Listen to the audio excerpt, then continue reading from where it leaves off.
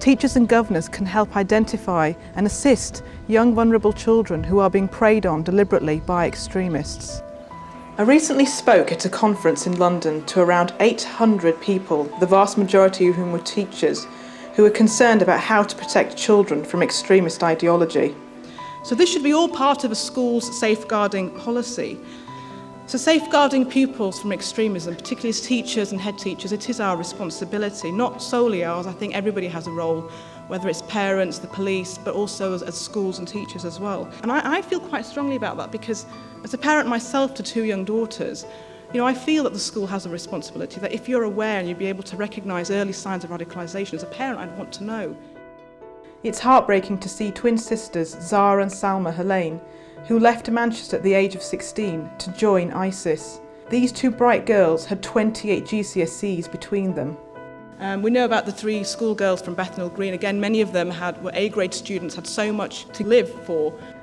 There are so many other examples of bright girls and boys ruining their lives and throwing away their education. Challenging far-right extremist views amongst pupils is just as important because we want to root out bigotry wherever it comes from.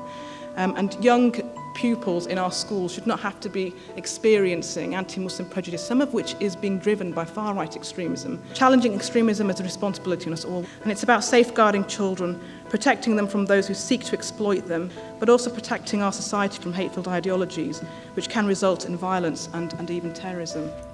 Inspire has spent years working in the counter-extremism and gender equality sector, and in that time we've worked with countless number of parents and children. We've also worked with schools and teachers.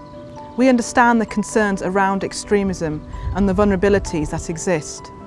This is about safeguarding children from those who deliberately seek to exploit and recruit them for terrorist and extremist purposes.